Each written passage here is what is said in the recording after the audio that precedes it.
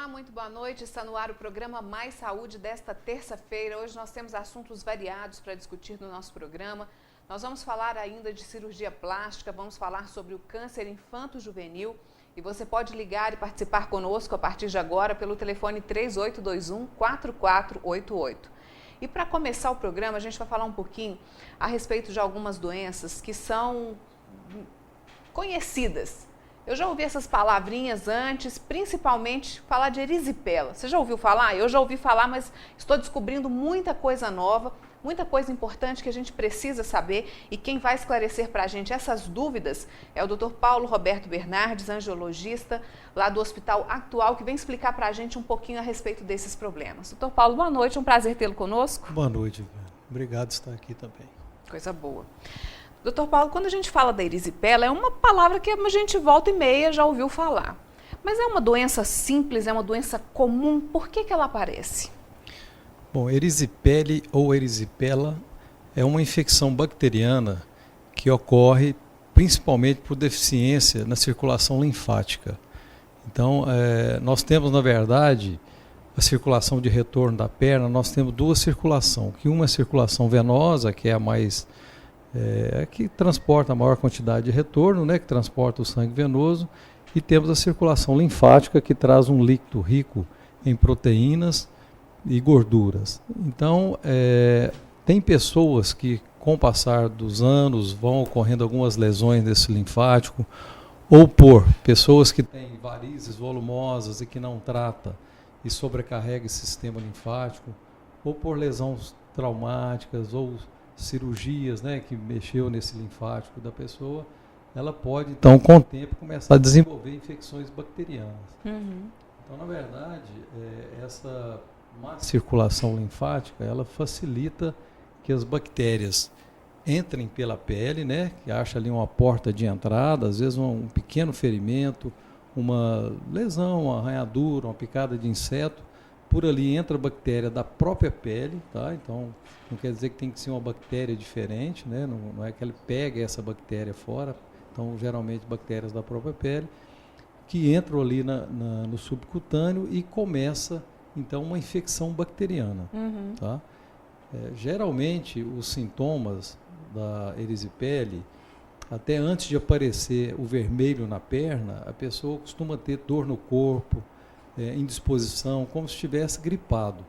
E às vezes já começa até com calafrios, tá? Porque essa bactéria, ela produz ali toxinas, né? E essas toxinas espalham pelo corpo e trazem esses sintomas de uma infecção mesmo, uma infecção com febre alta, dor no corpo, às vezes vômito.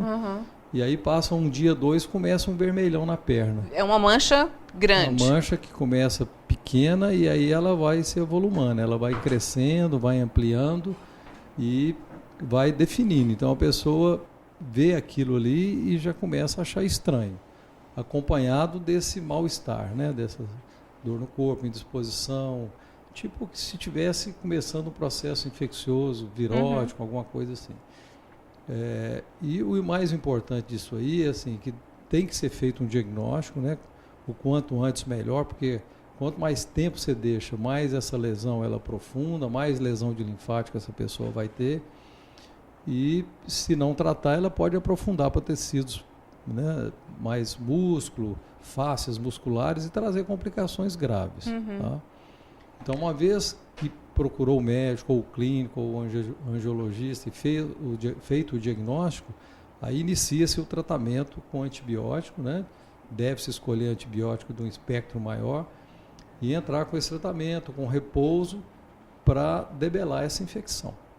E pode aparecer em qualquer parte do corpo? Pode aparecer. O mais comum é aparecer em membro inferior, né? Mas você pode ter, onde que você tem essa circulação linfática, membros superiores, você pode ocorrer. Então, por exemplo, as mulheres que às vezes têm câncer de mama, né? E fazem uma mastectomia com esvaziamento axilar, né? Então mexe aqui nos linfáticos, nos gânglios linfáticos, então ela já diminui também essa defesa. E não é raro a pessoa que tem esse pós-operatório, ela começar a desenvolver erisipeles dos membros superiores. Tá? Então, já para uma deficiência naquela circulação provocada por um procedimento cirúrgico. E aparecer uma vez, pode aparecer de novo? Pode aparecer. Olha, então isso é importante. Assim, a pessoa que tem um episódio de erisipele, ela tem que estar sempre atenta, porque já mostrou ali que ela não tem uma boa defesa.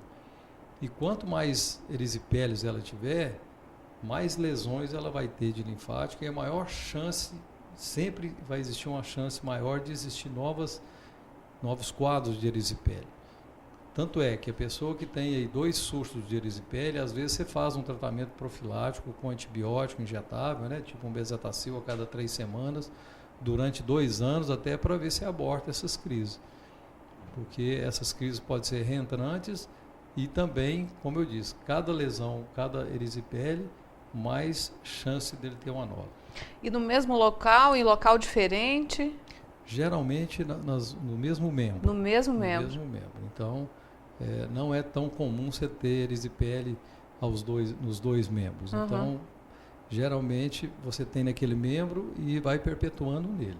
E isso um vai complicando o outro, vai ficando, é pior do que a outra, o outro episódio, doutor Paulo? É pior porque, assim, além de você ter a infecção, você começa, então, a ter destruição desses linfáticos e essa pessoa vai tendo sempre uma perna um pouco mais inchada, entendeu? Uma perna com mais problemas. E que eu te falo assim, quando associada ainda com insuficiência venosa, que tem varizes grossas, então aí você já tem a má oxigenação daquele tecido, então já começam outras complicações, tipo, pode ali abrir úlceras, né? Então, feridas extensas. É uma questão, é uma patologia que deve-se ter muito zelo e cuidado, sim. E se chegar numa situação como essa de abrir uma úlcera, aí o tratamento vai ser mais difícil. É mais difícil, né? Porque você já vai ter que fazer um tratamento, às vezes, a longo prazo. Geralmente você tem úlceras que demora 6, 8 meses para fechar, né? Então, é uma pele que já não tem uma resistência boa, não tem uma boa oxigenação. Então, nunca é bom deixar evoluir para esses quadros. E além disso, como eu disse, essas lesões de linfático, elas podem, então, cada vez mais dificultar esse retorno linfático e manter aquele membro sempre mais inchado e ter alguns quadros, evoluir até para os quadros de elefantias, né? Da pessoa ter aquela perna muito inchada. Entendi. Né? E aí fica inchado definitivamente ali? Definitivamente, porque não tem um tratamento eficiente para isso, né? Não tem como você ir lá nos vasinhos linfáticos e consertar os vasinhos. Então, geralmente, quando cai nisso, aí tem que ter repouso, usar meia elástica de alta compressão, fazer drenagem linfáticas com frequência, entendeu? Mas aí se você já faz um tratamento paliativo, você já não tem como fazer um tratamento curativo. Bom, então para a gente deixar claro, apareceu aquela mancha vermelha, está com mal-estar, é ficar atento para a erisipele então. Exatamente. Então assim, quem tem erisipele já sabe, né? Então quem já tem aí o 2º, 3º episódio, ela já tem noção de como que é o quadro. Então começou uma dor de cabeça, uma disposição, um mal-estar, a perna no outro dia começou a envermelhar, pode saber que está chegando e já incha também? Erisipele. Vermelha incha, assim, né? Queima, tem a sensação de queimou, a perna vai inchando e vai ficando avermelhada. Aí vem febre com calafrio, mal-estar, indisposição, pode procurar um médico que tem uma grande chance de ser um erisipele. Ok.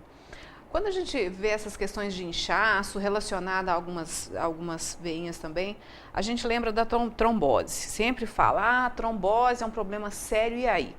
A trombose a gente tem que ficar sempre atento. Uma situação da erisipele não tem relação com uma trombose não, né, doutor? Não pode provocar, por exemplo, ela ir aprofundando e provocar uma trombose, não chega a isso não. Não é. A erisipele, então, é uma infecção, né, bacteriana, né, e a trombose é a formação de um coágulo, de um trombo dentro de um vaso, né. O exame físico de uma tromboflebite, que é a formação de um coágulo numa veia superficial ou numa variz superficial, algumas vezes se confunde com erisipele. Então, assim, não é raro no consultório da gente a gente pegar uma pessoa que está com uma tromboflebite, então, que é um coágulo numa variz, um coágulo numa veia superficial, e já chega tomando antibiótico, às vezes passa no posto de saúde, o médico entra com antibiótico e já diz que é uma erisipele e geralmente não é. Então, a erisipele é importante salientar que não é só a questão de ficar vermelho, tem que ter febre alta, calafrio, indisposição, você faz o exame de sangue, dá lá alteração de leucócito, né? E já a tromboflebite, não. A tromboflebite dá o vermelho, mas você palpa a veia ali, você nota que tem um coágulo, uma enduração naquela região onde tem a veia. É palpável, então? Você palpa, fica endurecido, porque forma um trombo, forma um coágulo ali, e esse coágulo ele inflama a veia e os tecidos vizinhos, entendeu? E a pessoa não tem febre, não tem disposição, então é uma coisa meio silencioso, localizada, né? Então ela está ali naquela variz ou naquela veia, ali, geralmente de membro inferior. Pode ter para todo lado, onde você tiver veia, você pode ter uma tromboflebite. E ressaltando que a tromboflebite é a trombose venosa superficial, que é então a formação de um trombo numa veia superficial. Quando a trombose venosa ela vai para as veias profundas, a gente fala de trombose venosa profunda, essa sim preocupa mais porque esse coágulo, esse trombo, ele pode se deslocar daquela veia profunda, cai na circulação e pode dar o que a gente chama de embolia pulmonar, né? Então aquele trombo ele se emboliza, vai para o pulmão, você pode ter desde sintomas simples ou nem ter sintomas, até uma complicação grave, até com morte súbita, dependendo da quantidade de coágulo que descola ali e que vai em destino ao pulmão. Num caso como esse, doutor Paulo, a grande questão é ficar atento mesmo a essa questão dessas veinhas, das varizes, quer dizer, se ficar totalmente despreocupado, pode passar por uma situação apertada. Sem dúvida, né? Então, assim, não é raro você ver no consultório a pessoa que vai protelando, né? Então, tem lá uma variz calibrosa, deixa 1 ano, 2 e vai... Vai ficando, não vai prestando atenção? De repente me chega lá com a tromboflebite. Quem tem essa trombose venosa superficial, se ela tiver uma perfurante naquela região, esse coágulo ele pode comunicar com a veia profunda e evoluir com a trombose venosa profunda, né? Fora as outras complicações de abrir úlceras, né, desses quadros de dermatosclerose, então aquela pele ficar uma pele sem vida, entendeu? Então, assim, tem esse problema, tem uma variz mais calibrosa que precisa de um tratamento. Não fica empurrando isso, não fica protelando esse tratamento. Vai e trata, porque as complicações elas virão. E no caso, a trombose, ela pode acontecer, se acontecer uma vez, formou um trombo, podem se formar outros? Podem se formar outros. A trombose venosa, na verdade, ela tem muito a ver com um processo familiar. Então, tem a tal da trombofilia, né, que é a pessoa que já tem uma alteração genética para estar formando coágulos. Tá? Isso aí nós temos a cadeia da coagulação, nós temos vários fatores ali que podem estar alterados, que facilita a pessoa formar coágulo, né? Quando essa pessoa tem esse histórico familiar, que já teve 1 ou mais de 2 episódios de trombose, então a gente investiga, né, vê se realmente tem a trombofilia, classifica essa trombofilia, e ver que casos necessitam tomar anticoagulante o resto da vida. Tá? Então, tem pessoas que, dependendo do tipo de trombofilia, ele vai ter que tomar remédio para diminuir a coagulação o resto da sua vida, porque ele é uma pessoa que pode estar sempre formando coágulos e podem desenvolver quadros aí de embolia pulmonar. E nesse caso estaria evitando uma situação como essa, né? Sem dúvida.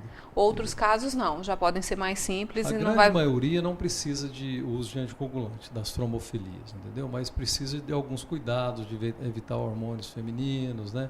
Fazer atividade física regularmente, policiar o peso, aquelas questões que ajudam a prevenir essas complicações. Homens e mulheres sofrem da mesma quantidade desse problema?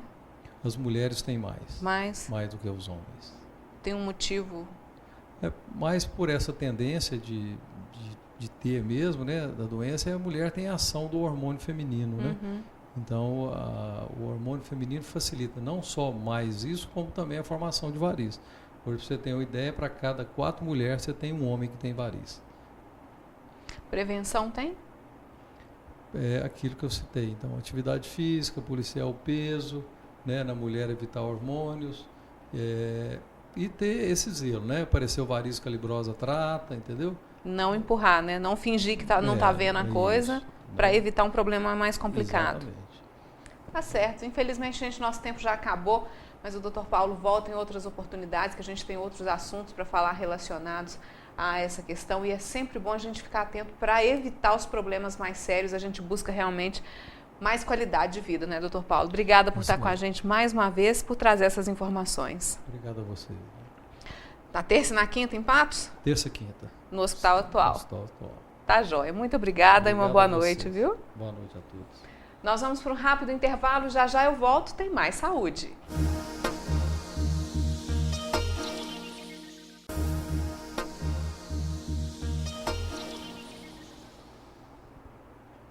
Nós estamos de volta com o programa Mais Saúde, hoje com assuntos bastante variados. Nós vamos discutir ainda no programa de hoje sobre o câncer infanto-juvenil e vamos falar a partir de agora de cirurgia plástica, que é outro assunto que a gente gosta muito de saber todos os detalhes.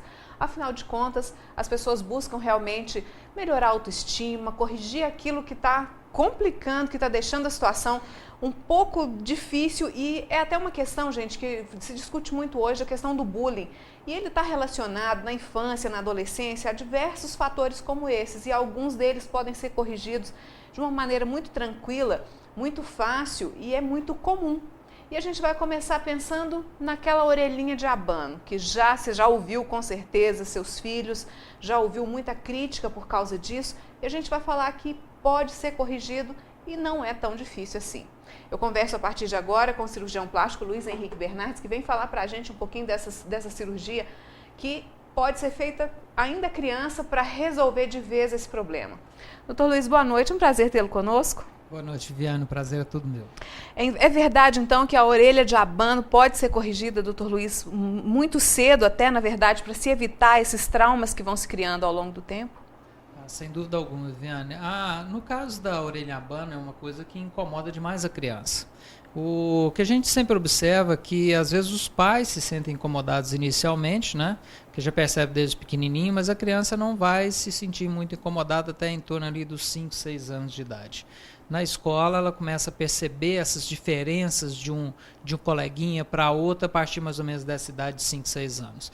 Então aí já começa a perceber algumas pequenas diferenças. Um coleguinha é mais gordinho, o outro é mais magrinho, um tem algum detalhe, o outro tem outro, mas aí aquela orelhinha que é muito aberta, que a gente chama de orelha abano, né, que não se formou o desenho natural da orelha, e aquilo começa a incomodar aquela criança. Quando é menina, aí o cabelo ajuda bastante, mas quando é o menino, aí ele já começa a se sentir mais incomodado e pegar o apelido na escola desde cedo, e isso passa a incomodá-lo e interferir na sua vida social. A partir de quando pode-se fazer uma correção assim, doutor Luiz?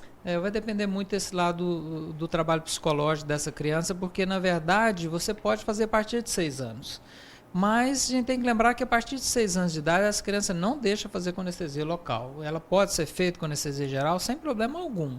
Você tendo um centro cirúrgico bem aparelhado, um anestesista bom, você faz a partir de 6, 7 anos sem problema nenhum. E nesses casos mais graves, né, de bullying, de pegar apelido na escola e tudo, se faz numa idade precoce, justamente para evitar esse tipo de problema. Então, às vezes, está lá nessa faixa de idade, 6, 7, 8 anos, pega férias e aí já volta com a orelhinha nova para a escola, acabou o apelido, acabou o problema. Quando é mais tolerável, que a criança já não se incomoda tanto e consegue tolerar isso um pouco mais, até em torno de 11, 12 anos, ela vai permitir fazer com anestesia local. Então, o que a gente sempre recomenda aos pais é que deixe a criança pedir. Quando chegar o momento daquela criança que ela pede para os pais, que aquilo incomoda, que aquilo está interferindo na vida escolar, que está interferindo na vida social dela, aí o pai tem que estar atento a isso e escolher aquele momento adequado para poder fazer a cirurgia. Se for em torno de 11, 12, 13 anos, vai ser feito com anestesia local. É uma recuperação muito rápida. Se for antes, se aquilo vem trazendo um transtorno muito grande social e psicológico para aquela criança, se faz ali 6, 7 anos de idade também, sem muito problema. É um procedimento mais rápido, doutor Luiz? É um procedimento mais tranquilo, a orelha abano. Ela, na verdade, não é uma cirurgia complicada, é uma cirurgia delicada. Então, requer um tempozinho de detalhe ali para você confeccionar aquele desenho daquela orelha, mas é uma cirurgia, para nós, cirurgiões plásticos que somos treinados, é uma cirurgia muito tranquila. E de um pós-operatório também tranquilo, porque a partir do momento que aquela criança pede para fazer aquela cirurgia, ela está disposta a passar pelo pós-operatório, que não é muito complicado. São 2 dias de faixinha, para poder não inchar muito aquela orelha, e depois ela vai passar usar a faixinha só noturna, só para dormir, para não ter perigo daquela orelhinha dobrar e às vezes perder um pouquinho de algum ponto ou outro sair. E o procedimento normalmente dura quanto tempo? em torno de 1h30 o procedimento cirúrgico. Se a criança estiver bem calminha, tudo, ela tolera super bem e não traz problema nenhum. É o que eu falo, é aquela cirurgia que a criança está querendo, então ela vai colaborar com aquela cirurgia. Então é bom os pais também não ficarem muito ansiosos para passar tranquilidade para a criança. Claro. Mas de qualquer forma, se ela pede para fazer e ela sente segurança no cirurgião, ela permite esse tipo de cirurgia sem muita dificuldade. Vai ficar alguma cicatriz, doutor Luiz? As cicatrizes, elas existem com certeza, mas elas são na parte posterior da orelha.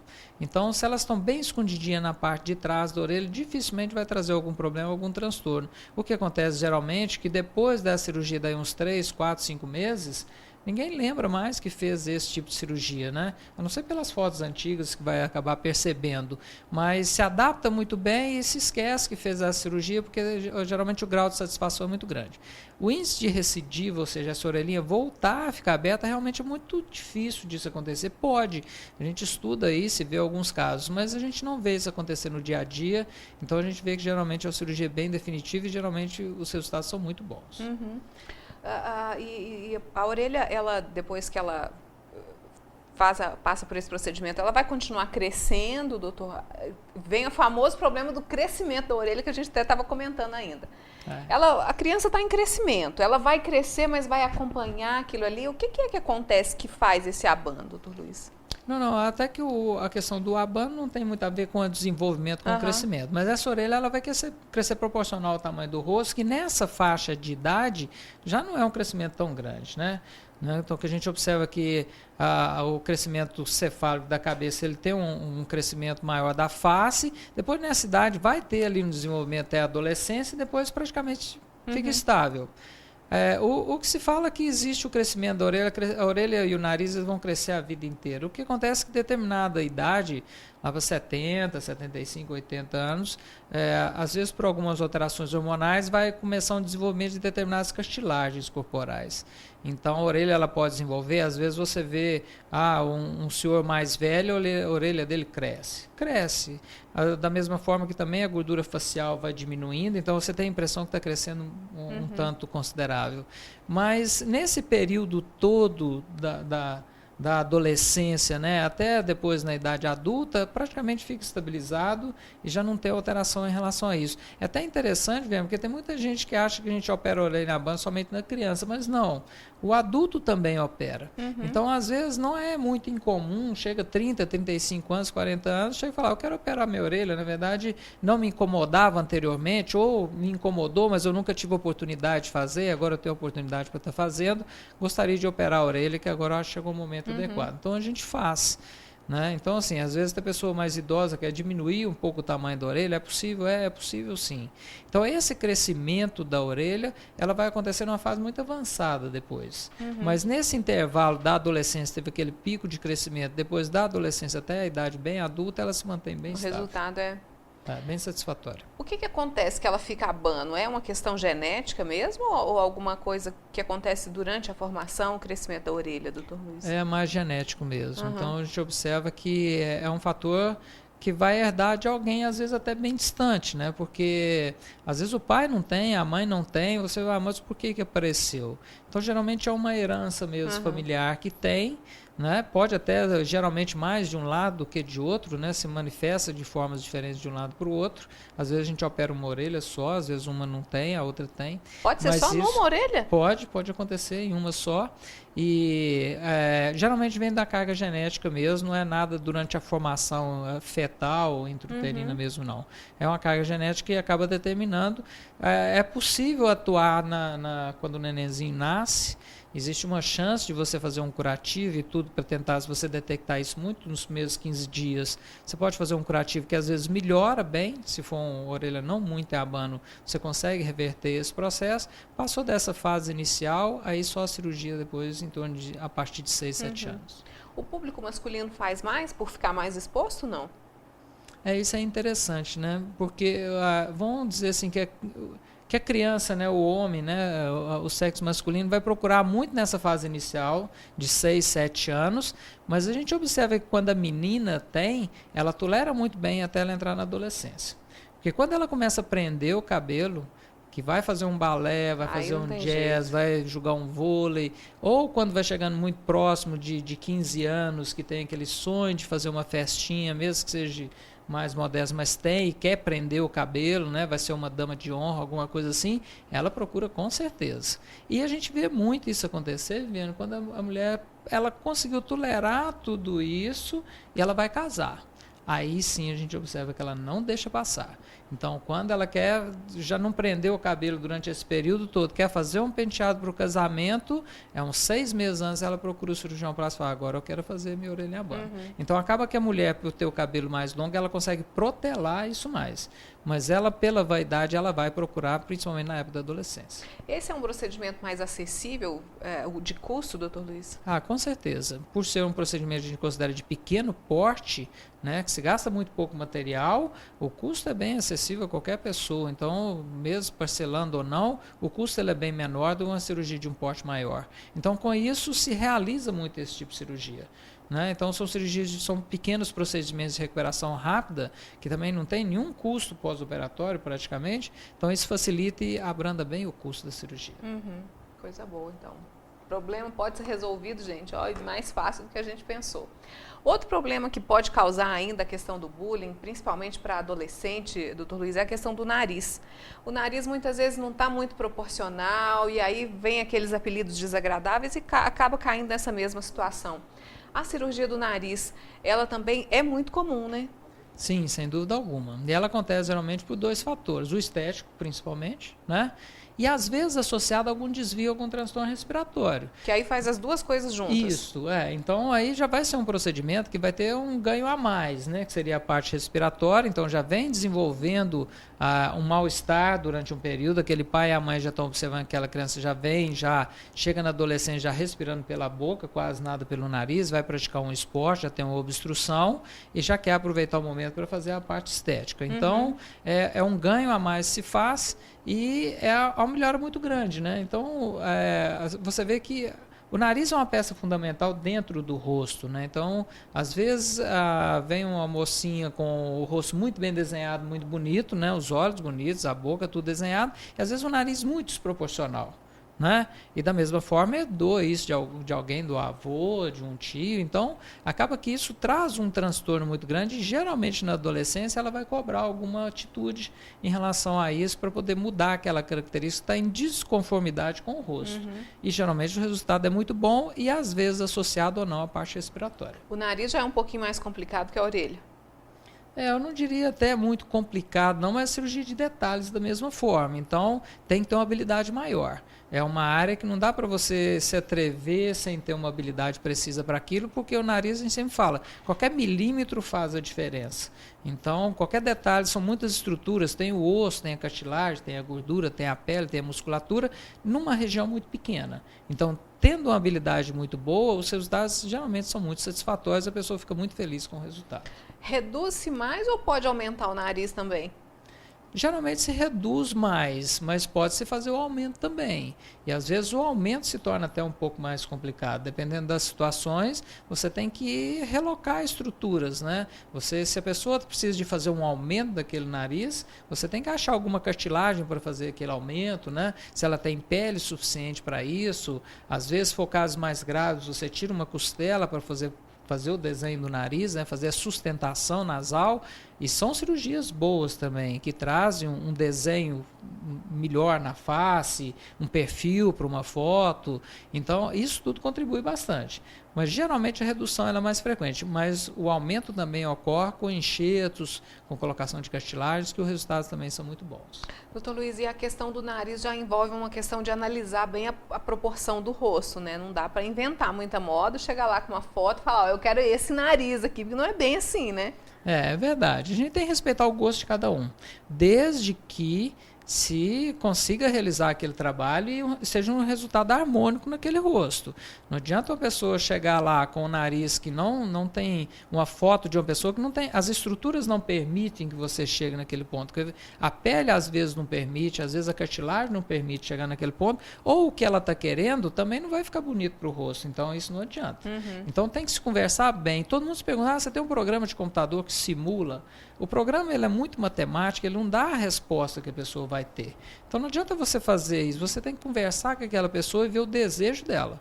De acordo com aquilo ali, você explica o que pode ser conseguido e o que fica bom para aquele desenho de rosto. Então aí você chega num consenso e o resultado geralmente é muito bom. Essa preparação é importante. Existe modismo no nariz? Existe Tem aquela modismo. época em que se quer muito aquele tipo de nariz assim. Existiu muito modismo daquele nariz bem, né, que repete muito aquele rosto de um nariz muito fininho, muito pequenininho, muito arrebitadinho, né? Então, assim, existiu muito isso, esse desenho. Hoje quase ninguém quer isso muito, que seria um nariz muito artificial, isso já quase não faz.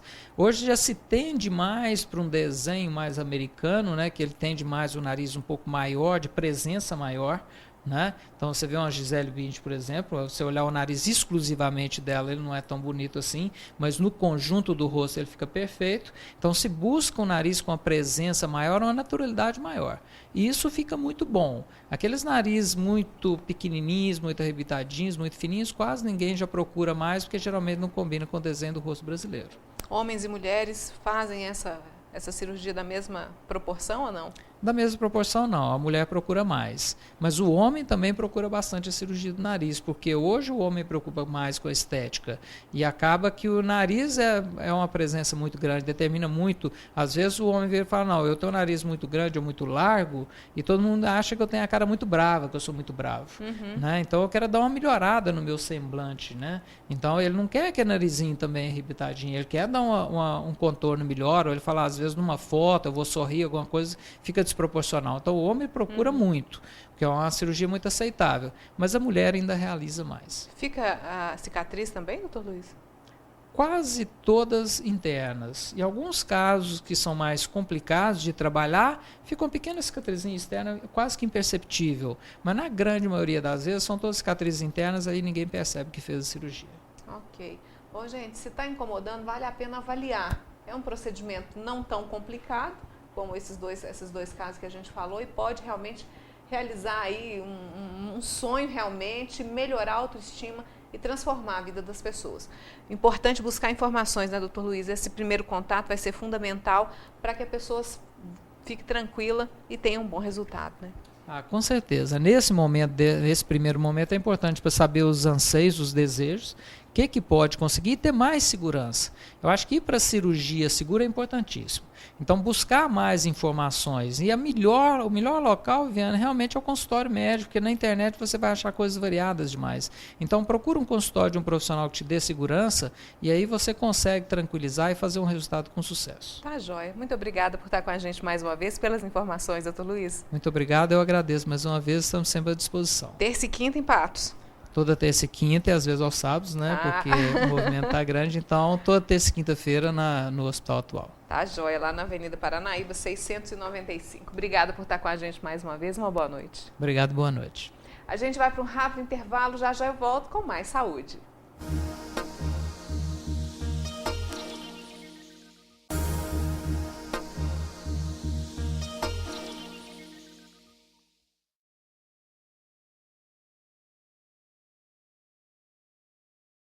Saúde, agora a gente vai mudando um pouquinho de assunto, nós vamos falar sobre o câncer infanto-juvenil. Antes disso, a gente tem então o recado da Flávia Faria com o colchão oriental J2000 e já eu converso com o médico pediatra Domingos Sávio, que vem falar pra gente um pouquinho dessas informações, nos deixar mais alertas, principalmente nós que somos pais. É com você, Flávia. Boa noite, Viviane. Boa noite aos nossos telespectadores. Hoje, Viviane, eu não estou aí no estúdio do Mais Saúde, mas eu estou direto aqui na loja do Colchão Oriental J2000, na Praça Desembargador Frederico, número 5, que eu vim mostrar para vocês como são os colchões. Nós temos colchões de casal, de diversos modelos, para todos os gostos, todos os bolsos, e também o colchão de solteiro. Eu quero falar para vocês hoje sobre os fios de carbono que existem na composição do Colchão Oriental J2000. Os fios de carbono, eles servem para quê? No dia a dia, a gente tem contato com muitos produtos eletrônicos, é o celular, micro-ondas, televisão, a própria luz branca. Isso vai trazendo para a gente uma sobrecarga eletrostática que deixa a gente muito agitado. Acaba que a gente não descansa quando a gente dorme. Então, os fios de carbono que estão na composição do colchão oriental J2000, eles servem para reduzir essa carga eletrostática que vai acumulando no nosso corpo no dia a dia. Então, olha que legal, você dorme e o colchão trabalha por você. No outro dia, você acorda descansada, de bem com a vida, pronta para ter um dia excelente. Para você conhecer um pouco mais do colchão oriental J2000, basta você ligar para o 0800 943 2000, pedir uma visita sem compromisso e conhecer um pouco mais sobre essa maravilha que vai te dar maior qualidade de vida. E ainda tem a promoção, hein, Viviane? Na compra do colchão oriental J2000, você ganha uma linda cama box. Obrigada, Flávia, pela dica e pela parceria com o colchão oriental J2000. Agora a gente vai mudando um pouquinho de assunto, já que em novembro a gente falou muito a respeito do câncer. Nós tivemos aí a caminhada Passos que Salvam, que ressaltou bastante a questão do câncer infanto-juvenil. E a gente vai falar um pouquinho desse assunto agora. Será que o câncer infanto-juvenil ele é mais grave? Por que ele às vezes é difícil de ser identificado? E é isso que eu vou conversar a partir de agora com o médico pediatra, o Dr. Domingos Sávio, que vem falar para a gente sobre isso. Dr. Domingos, um prazer recebê-lo no programa mais uma vez. Boa noite, prazer é meu, né? E satisfação em ver o Telzinho desenvolvendo bem também. Pois é. Doutor Domingos, é mais difícil se diagnosticar o câncer numa criança? Por que às vezes vai passando despercebido, passa por muitos profissionais, até que chega num diagnóstico mesmo? Acho eu, Viviane, que por não se pensar. Eu falo que a gente encontra aquilo que procura e procura aquilo que sabe. Então as pessoas, a maioria, começam a ver o que é a maioria das doenças que se vê na infância. Doenças infecto-contagiosas.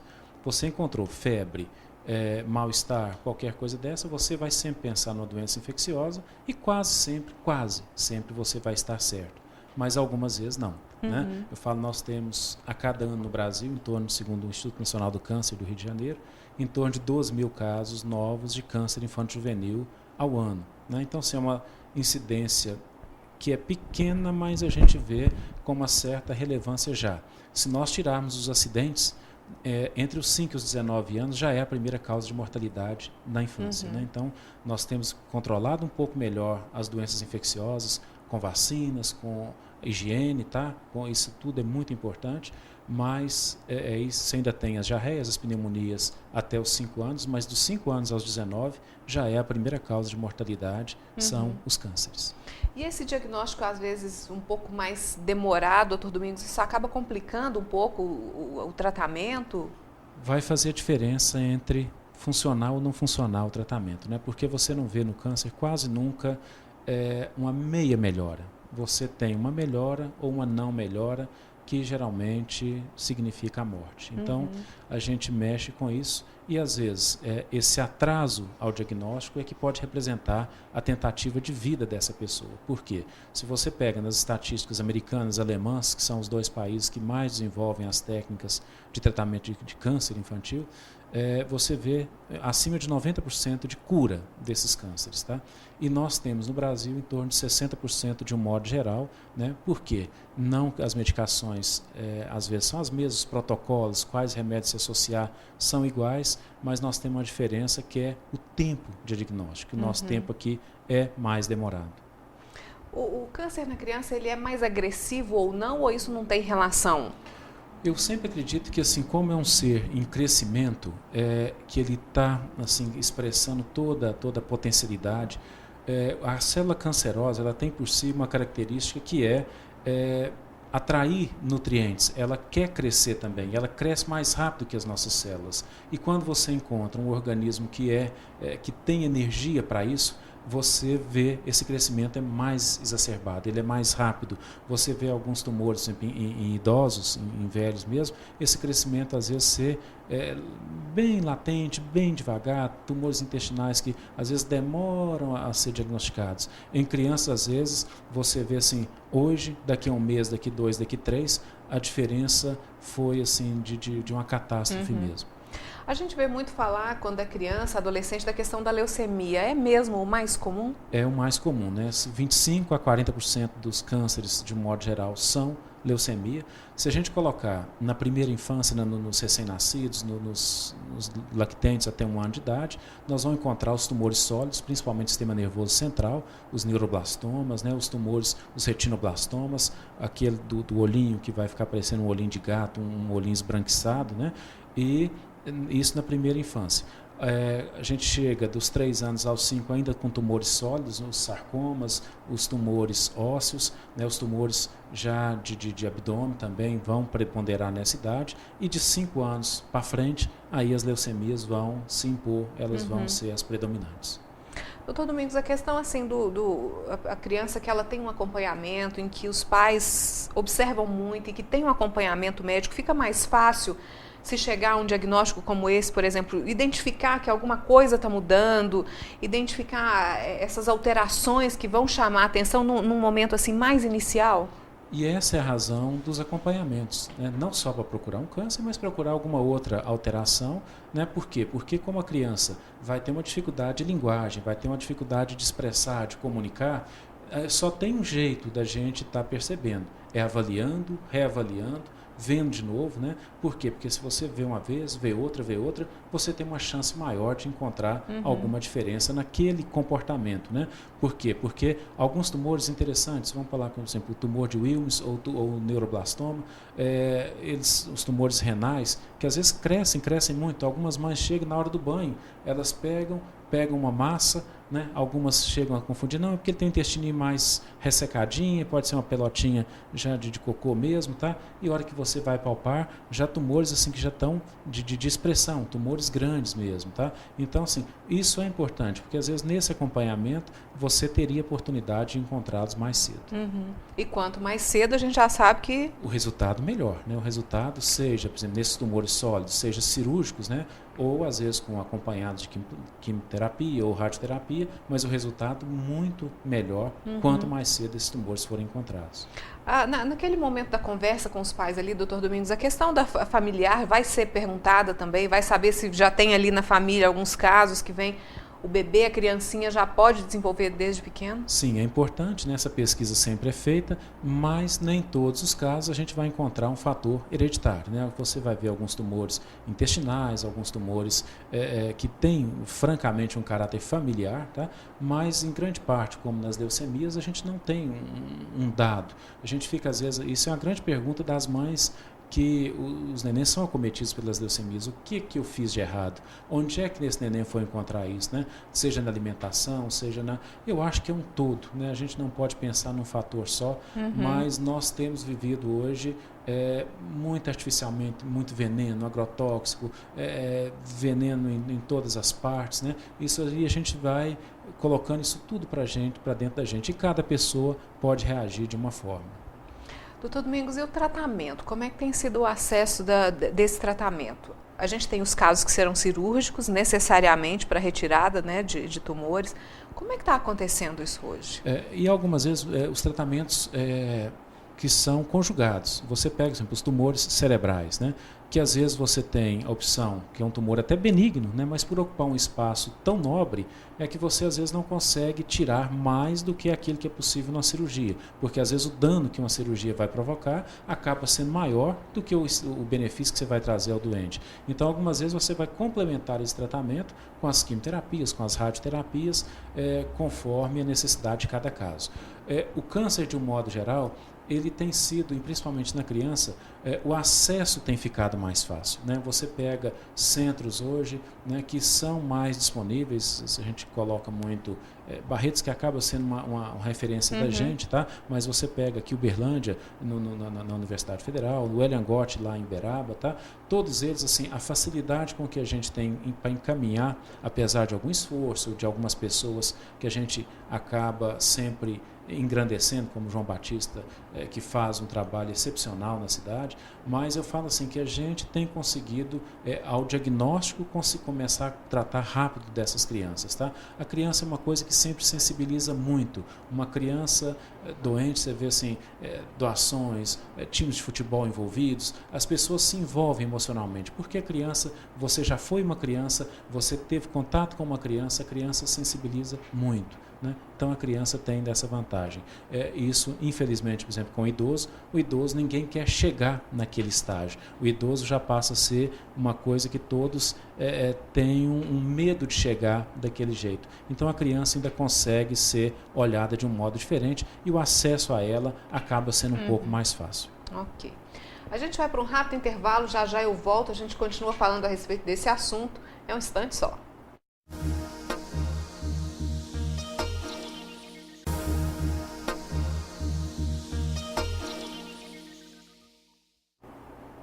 Estamos de volta com o programa Mais Saúde. Eu converso com o pediatra Domingos Sávio. A gente fala sobre o câncer infanto-juvenil. E aí, doutor Domingos, depois que a gente falou da questão do acesso ao tratamento, eu queria saber se a resposta ao tratamento também, pela criança estar em desenvolvimento, isso ajuda também a uma resposta mais imediata, uma resposta mais forte do que no adulto, por exemplo? E acho mais que isso, Viviane. A criança tem uma resposta tão melhor porque as funções básicas da regeneração celular, porque quando você vai fazer uma quimioterapia, geralmente não é usada uma droga só, é um conjunto de remédios, eu vou falar assim, até venenos, são coisas muito potentes para matar essa célula cancerosa, e você vai matar não só ela, você vai matar todas as células de epitelização rápida, todas as células, por exemplo, a mucosa oral, a mucosa intestinal, o cabelo. Por que vai cair? Por quê? Porque você não vai formar outro, porque você está tomando um remédio que não vai deixar ter uma reprodução celular. E a criança, ao você interromper, você faz um ciclo, a hora que você interrompe, a criança regenera essas células muito rápido, tá? Ele tem uma capacidade, isso eles são fantásticos. A gente compara bem, você toma uma dose de um analgésico, uma criança, por exemplo, até 20 quilos, que a maioria dos remédios ele vai tomar uma gota por quilo, e você experimenta tomar uma dose dessa. A gente vai sentir muito mais. Então a criança é fantástica a forma com que eles reagem e o suporte que eles têm a esses efeitos deletérios dos tratamentos. Então a criança responde de forma melhor. Que coisa boa.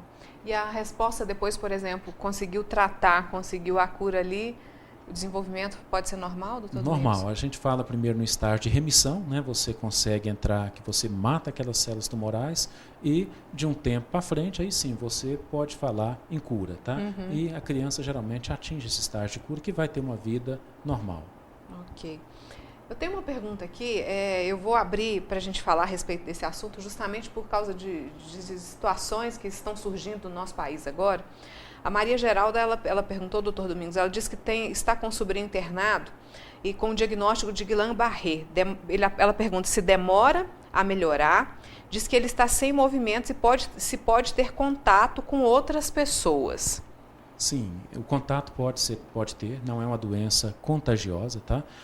Nós vamos ver um aumento disso agora, por quê? Porque nós temos uma relação do Guillain-Barré até com o Zika vírus, tá? E nós estamos enfrentando, ontem ainda, uma conversa informal com o Dr. Cícero até, ainda comentando, apareceram alguns casos no consultório que as manchinhas são parecidas, então a gente já vai ficando mais atento, né? E a gente sabe que tem correlação num pós-viral, algumas doenças, de interferirem nas inervações, na chegada da informação neurológica dentro do músculo. E esse músculo vai perdendo força, algumas vezes perdendo até alguns músculos muito importantes, que são os músculos da respiração, e essas pessoas terem que ser com suportes vitais mesmos para não ter uma morte, né? Então, assim, mas não é contagioso. Agora, o tempo de melhora vai variar o grau que está acometido e pode demorar tempo. E pode ficar sequela ainda, doutor Domingos? Pode, tá? Pode ficar sequela. Porque essa paralisação desses movimentos, assim, isso pode ser definitivo? Não quer dizer que vá ser, mas podem ficar com sequelas até importantes de movimentos. E aparece com sintomas bem clássicos, bem claros para o profissional identificar? Não, a maioria com perda de força, às vezes dores de cabeça, algumas coisas até tonturas, algumas coisas que não tem muita coisa até a ver com a parte neuromuscular, né? Mas o grande chamado é essa perda de força em musculaturas. O momento é de ficar atento realmente, doutor Domingos, em relação a essa questão do Zika vírus. A gente sabe que tem aí a dengue, um monte de outras, chikungunya, um monte de outras coisas, mas assim, Está acontecendo lá no Nordeste. Nossa, está longe de mim, está lá no Nordeste que tem muito caso. Não é bem assim não, né? Hoje você sai daqui de viagem, vai a uma praia do Nordeste, já volta, já traz uma doença. Hoje é muito rápido, os deslocamentos de pessoas hoje é muito rápido isso, seja na África, né? Seja porque a hora que esse Zika é uma região de Uganda, é uma floresta, é o nome de uma floresta de Uganda, tá? E tem alguns relatos de casos de 3 anos atrás, alguma coisinha desse jeito, e a hora que você vê, dissemina, e num país tropical como o nosso, nesse aquecimento. E aí nós, infelizmente, né, a gente fica assim, triste é saber que isso tudo vem por falta de, vamos falar de higiene, de saneamento, né, da coisa toda. A gente sabe muito que é dentro de casa, mas os criatórios também, em córregos, em criatórios em esgoto, criatório de toda forma, que você não consegue controlar só dentro de casa. Então a parte grande é nossa, mas as nossas autoridades, infelizmente, tá, não estão falando só municipal, estadual, nacional, nós estamos passando por um período que está dando tristeza da classe dirigente, porque assim, a hora que você vê, seja Patos, nós gastamos hoje 38% do orçamento do município, que não é pouco, tá? Com saúde ou com doença. E, às vezes, nós não estamos atingindo aquilo que temos que atingir. Nós estamos tentando no curativo, e não estamos conseguindo chegar na raiz dos problemas, né? Que a hora que a gente vê um Zika, um chikungunya, nós vamos ver mosquito, né? Então, nós vamos ter que controlar isso primeiro, antes de você ficar procurando só os casos de Guillain-Barré, os casos de complicações aí. É o passo que a gente tinha que ter tratado isso lá atrás. Um paciente desse internado no hospital, você pode ter certeza que ele daria o dinheiro que vai se gastar num tratamento desse, ele vai dar para tratar assim 20, 15, 30 mil pessoas com um paciente só que você tem um diagnóstico. Quer dizer, o momento é de ficar atento realmente. Muita atenção. Né? O que vai chamar a atenção, por exemplo, do médico para essa questão, os sintomas, doutor Domingos? Sintomas muito gerais, né? A hora que a gente fala dessas síndromes aí de Zika, de chikungunya, de dengue, né? Desde um sinal gripal discreto, às vezes quase nada, às vezes febre, às vezes só erupção no corpo, né? E às vezes já chegam quadros mais floridos, com alterações intestinais, com dores de cabeça, com quadros mais floridos. Quer dizer, aí depende realmente daquela percepção do profissional mesmo também, né, doutor Domingos? Da calma, da investigação, disso tudo que é importante. Mas é ficar alerta, né? Alertas. Coisa boa. Gente, infelizmente nosso tempo já está chegando ao fim. Doutor Domingos, mas é importante que a gente destacou em relação à questão do câncer, eu acho muito bem colocada a questão da sensibilidade para se lembrar desse diagnóstico, porque quando a gente pensa numa criança, a gente não quer pensar num câncer, numa doença mais séria, mas é importante porque a gente sabe que, ressalta isso sempre, que o tempo faz toda a diferença, como muito bem o senhor já colocou, para o tratamento, para a resposta. É sensibilidade mesmo, que os nossos profissionais fiquem atentos a essas crianças para realmente, se tiver que dar o diagnóstico, que seja o mais rápido possível. Né? Sim, né? Isso é que a gente pede sempre, né? Que a gente faça esse diagnóstico e sejam encaminhados aos especialistas. Não sou especialista, né? Eu falo assim, a gente faz a parte da gente, que eu falo como ser humano, como médico, né? A gente tenta fazer, eu falo quantos e quantos pacientes já passaram pela gente, até adultos, né? Que tentam um enquadro mais rápido em algum setor, então a gente tenta facilitar a vida de algumas pessoas, né? Mas o grande segredo é a rapidez do começo desses tratamentos. E aí vai determinar a questão do tratamento também, que a gente sabe que não é fácil, não é um tratamento fácil. Sofrido, né? É sofrido. Para a família, para o doente. Mas que pode ter uma resposta muito positiva e dali para frente um desenvolvimento normal, né, doutor Domingos? Isso é que é a nossa expectativa, que a hora que você vê uma criança que melhorou, né, a satisfação é muito grande. Eu faço ideia. Obrigada por estar com a gente mais uma vez, por essas orientações, doutor Domingos. A gente fica mais alerta e fica mais atento para se evitar realmente ter um diagnóstico como esse. Obrigada pelo carinho com a gente. É nosso, tá? Obrigado. Muito obrigada. A gente vai ficando por aqui, agradecendo aos nossos parceiros, ao Tiago Lima, que fica na rua Cônego Getúlio 525, telefone 3825-8378. Obrigada ao Tiago, a toda a equipe que cuida tão bem da gente. Olha, está com horário diferenciado de atendimento, agora de 1 às 10 da noite. Então dá tempo de trabalhar, acabar o trabalho e ir lá cuidar da beleza, ficar bem bonita, cabelo e maquiagem, com toda certeza. A Enigma, que tem moda nova todo dia, vale a pena lá conferir, principalmente para esse final de ano, né? Para as atividades, para as festas que vem por aí, para as comemorações. Fica na Rua General Osório 207, o telefone é o 3823-3955. Obrigada também pelo carinho de todos vocês.